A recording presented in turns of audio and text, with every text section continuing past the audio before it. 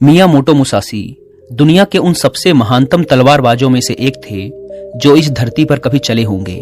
Miyamoto Musashi को Japan के अब तक के इतिहास का सबसे महान समुराई और सर्वश्रेष्ठ तलवारबाज कहा जाता है।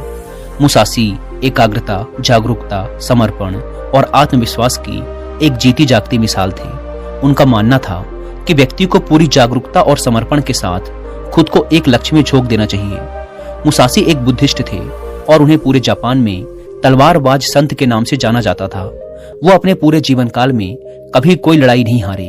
उन्होंने आज से 400 साल पहले पूरे जापान में घूम घूम कर उस समय के सबसे ताकतवर, खुखार और निपुण योद्धाओं के साथ कुल 61 द्वंद्व युद्ध लड़े और हर द्वंद्व में सामने वाले प्रतिद्वंदी को धूल चटाई। वो जीवन पर्यंत अपराजित रहे और पूरे देश की यात्राएं करते रहे। मुसाशी अपनी शिक्षाओं में एकाग्रचित होकर अभ्यास करने पर जोर देते हैं। वो कहते हैं कि हमारे बाहर ऐसा कुछ भी नहीं है जो हमें बेहतर, ताकतवर, अमीर और बुद्धिमान बना सकता है। सब कुछ हमारे भीतर है, इसीलिए कुछ भी अपने से बाहर मत ढूंढो। 17वीं शताब्दी में जापान के सबसे ताकतवर और प्रसिद्ध समुराई होने के बाद भी उन्होंने अचानक से हिंसा का त्याग कर दिया और दुनिया के शोर शराबे से दूर जंगल की एक गुफा में रहने लगे, जहां उन्होंने कई महीनों तक गहरे ध्यान का अभ्यास किया। अपनी मृत्यु के सिर्फ 7 दिन पहले उन्होंने अपने चहेते शिष्य के लिए एक किताब लिखी और उसे नाम दिया डोकोडो, जिसका मतलब है आर्ट ऑफ वॉकिंग अलोन, यानी अकेले चलने की कला।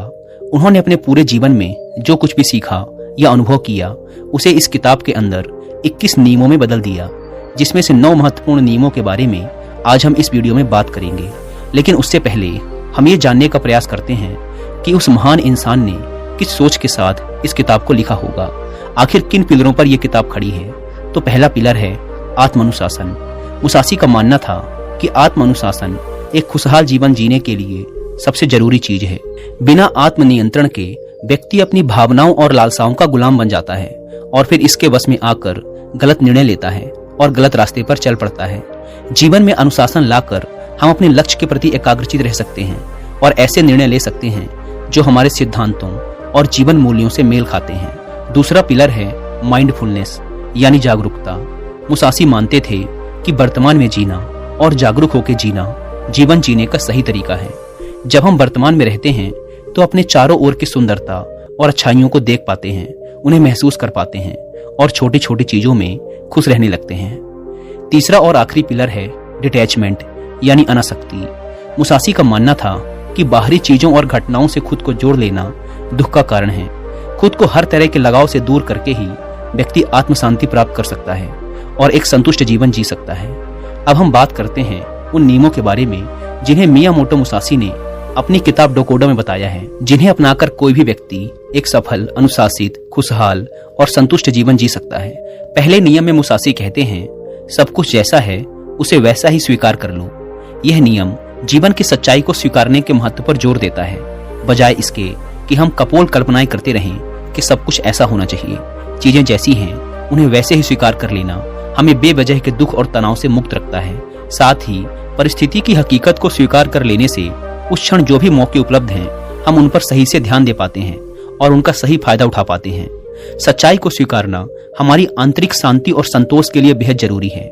जब हम अपने आसपास की चीजों और लोगों को वो जैसे हैं उन्हें वैसा ही स्वीकार करना सीख जाते हैं तो हमारे अंदर का वो घमंड जो लोगों या बाहरी परिस्थितियों को बदलना और नियंत्रित करना चाहता है वह खत्म हो जाता है और हम ज्यादा शांतिपूर्ण तरीके से रह पाते हैं। इस नियम के माध्यम से मियामोटो मुसाशी हमें दुनिया को खुले दिल और दिमाग से बिना किसी पूर्व निर्णय के देखना सिखाते हैं और ऐसा करके हम दुनिया को वो जैसी है उसे वैसा ही देख पाते हैं, ना कि अपनी इच्छाओं और कल्पनाओं के चश्मे पहनकर। हालांकि यह कहना जितना आसान है करना उतना ही मुश्किल है, क्योंकि हर परिस्थिति को स्वीकार लेना आसान नहीं होता, खासकर तब जब हमारी उम्मीदें और सपने टूटते हैं या फिर हमारा कोई अपना हमें हमेशा के लिए छोड़कर चला जाता है।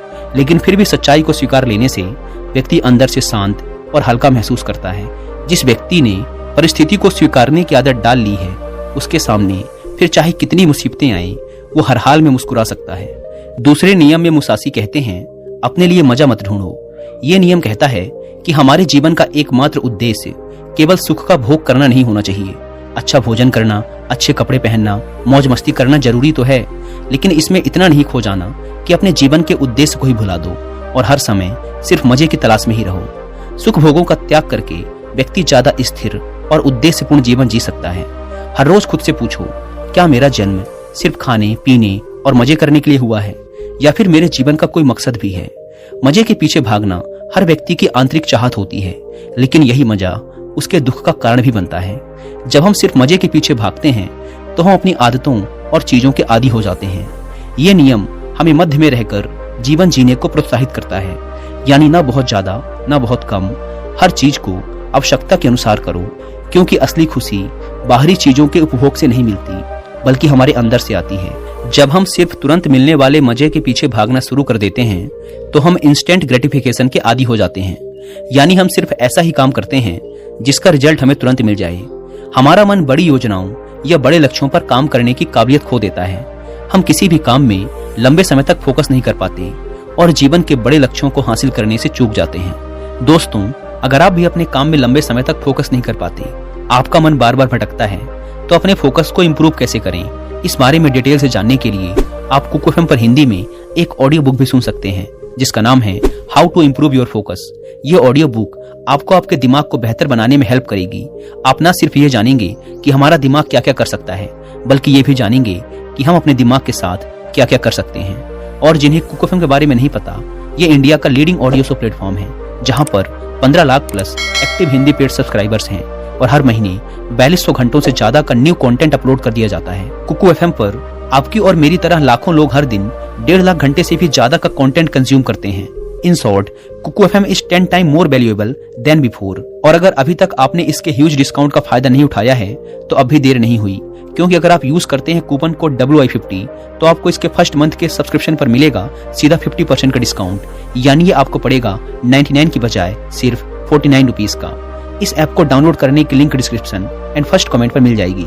आइए वीडियो में वापस लौटते हैं। तीसरा नियम, जो हो गया उसका पश्चाताप मत करो। ये नियम हमें याद दिलाता है कि हम अपने अतीत को बदल नहीं सकते और अतीत में हुई गलतियां या बुरी घटनाओं को याद करके हम केवल दुखी ही हो सकते हैं। तो बीते हुए कल के बारे में पश्चाताप करने से अच्छा है कि हम अपने अतीत में हुई गलतियों से सीखें और ज्यादा समझदारी व बुद्धिमानी के साथ आगे बढ़ जाएं। पश्चाताप वो बीमारी है जो हमें अतीत में ही फंसाए रखती है और आगे नहीं बढ़ने देती। इस नियम में मुसासी हमें अतीत में हुई गलतियों को स्वीकारने और खुद को व दूसरों को माफ करने के लिए प्रोत्साहित करते हैं। हमें यह स्वीकार करना चाहिए कि आज हम जहाँ पर भी हैं, अतीत में घटी घटनाओं और लिए गए निर्णयों की बदौलत ही हैं। ऐसा करके हम स्वयं को अतीत के भार से मुक्त करके मौका देते हैं वर्तमान से जुड़ने का। निश्चित रूप से इस नियम में मुसासी हमें अतीत को भूलने के लिए नहीं कह रहे, बल्कि जिसे बदला नहीं जा सकता उसे स्वीकार करके, उससे सीख के ज्यादा स्पष्टता और बड़े उद्देश्य के साथ आगे बढ़ने के लिए कह रहे हैं। चौथा नियम, अपनी अधूरी भावनाओं पर निर्भर मत करो। ये नियम हमें अपनी अधूरी भावनाओं के बसीभूत होकर निर्णय लेने से रोकता है, जैसे गुस्सा, अति उत्साह, जलन इत्यादि। हम अक्सर अपनी अधूरी भावनाओं के आधार पर निर्णय ले लेते हैं, जो आगे चलकर हमारा बहुत ज्यादा नुकसान करते हैं। मुसासी कहते हैं कि व्यक्ति को खुद की गहरी समझ और परिस्थिति के अनुसार ही निर्णय लेना चाहिए। ऐसा करके हम खुद को अधूरी जानकारी के साथ जल्दबाजी भरे निर्णय लेने से बचा सकते हैं, जिसके लिए बाद में हमें पछताना पड़ेगा। ये नियम हमें अपनी अधूरी भावनाओं और उत्तेजनाओं के साथ दूरी पैदा करने के लिए कहता है और इसके बजाय स्थिर बुद्धि और शांत मन के साथ निर्णय लेने के लिए कहता है। अधूरी भावनाओं के वश में आकर निर्णय लेने के बजाय शांत चित्त होकर निर्णय लेने वाला व्यक्ति खराब से खराब परिस्थिति आने पर भी बड़ी आसानी से उसका सामना करके बाहर निकल सकता है। पांचवा नियम, खुद के बारे में हल्का और दुनिया के बारे में गहराई से सोचो। ये नियम हमें विनम्र रहना सिखाता है। इस नियम में मुसासी कहते हैं, व्यक्ति को हर समय सिर्फ खुद के महत्व और सिर्फ खुद के बारे में ही नहीं सोचते रहना चाहिए। यानी व्यक्ति को अपने घमंड को ज्यादा महत्व नहीं देना चाहिए, बल्कि खुले दिमाग के साथ इस दुनिया को देखना और उसके बारे में गहराई से सोचना चाहिए। इस दुनिया में कितना कुछ है जो देखने लायक है, विचार करने लायक है, लेकिन ज्यादातर लोग सिर्फ खुद तक ही सिमट कर रह जाते हैं। हमें अपने अहम को कम करके लोगों को दया भावना के साथ देखना और उनके साथ पेश आना चाहिए। हमें लोगों से और इस दुनिया से जुड़ने का प्रयास करना चाहिए। हमें प्रकृति की सुंदरता को निहारना और उसे महसूस करना चाहिए। खुद के बारे में कम और इस दुनिया के बारे में ज्यादा उत्सुकता के साथ सोचना चाहिए। इस नियम में मुसासी खुद को कम समझने या खुद की जरूरतों को नजरअंदाज करने के लिए नहीं कह रहे, बल्कि वो सिर्फ खुद में ही ना खोए रहने और इस दुनिया के साथ एक मजबूत संबंध बनाने के लिए प्रोत्साहित कर रहे हैं। छठा नियम, अपनी इच्छाओं से दूरी बनाकर रखो।